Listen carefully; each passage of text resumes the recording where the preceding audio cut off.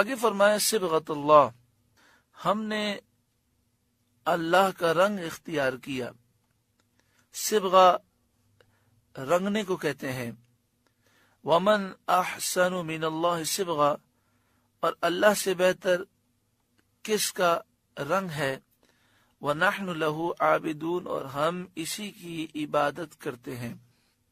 عیسائیوں میں یہ قاعدہ تھا کہ جب کوئی شخص ان کے دین میں داخل ہوتا یا ان کے یہاں کوئی بچہ پیدا ہوتا تو وہ پانی میں زرد رنگ، پیلا رنگ ڈال کر اس شخص کو یہ کہتے کہ اس پانی میں غوطہ لگا لیں، یا بچے کو غوطہ دیتے اور کہتے کہ اب یہ سچا عیسائی ہو گیا۔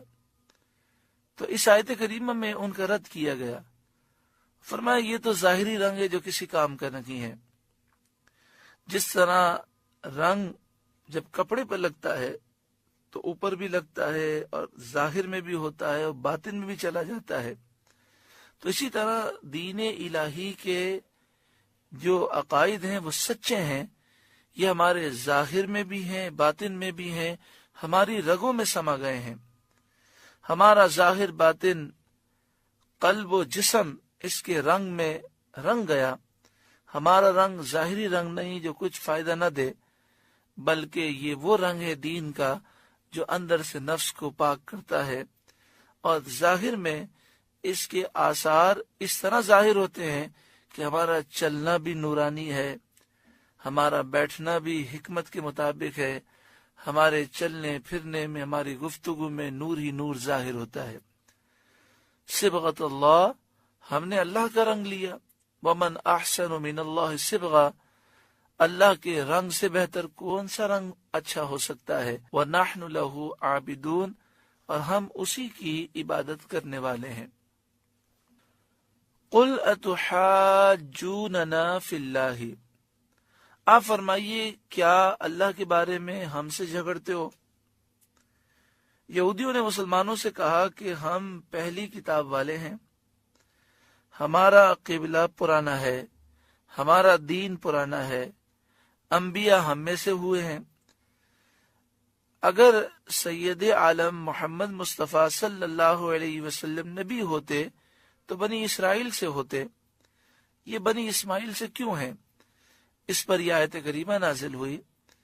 قل، اے محبوب آپ فرمائیے، اتحاجوننا فی اللہ، کیا اللہ کے بارے میں ہم سے جھگڑتے ہو؟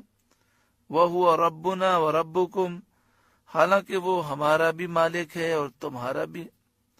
اسے اختیار ہے کہ اپنے بندوں میں سے جسے چاہے نبی بنائے، عرب میں سے ہو، دوسروں میں سے ہو، وہ جسے چاہے مقام و مرتبہ دے۔ تو اس نے نبی آخر الزماں محمد مصطفیٰ صلی اللہ علیہ وآلہ وسلم کو اپنا محبوب بنایا۔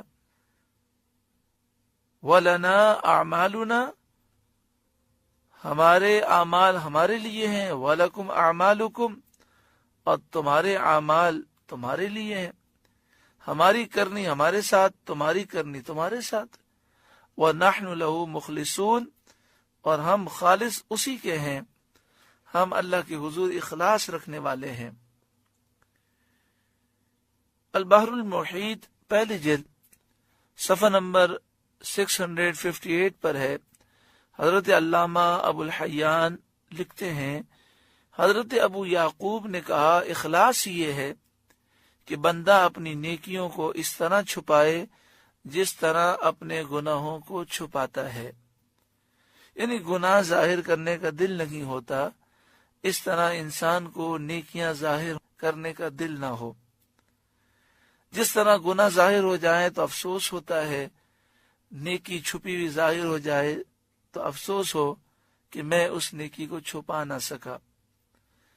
یہ اخلاص کی تعریف کی گئی۔ مخلص شخص اپنی نیکی کا اظہار بھی کرتا ہے تو مقصد لوگوں کو دکھانا نہیں ہوتا، بلکہ مقصد یہ ہوتا ہے کہ لوگوں کو رغبت ہو اور لوگ بھی اس طرح نیک اعمال کریں۔ مجھے دیکھ کر کوئی نیک عمل کرے گا تو میرے لیے ثواب جاریہ ہوگا۔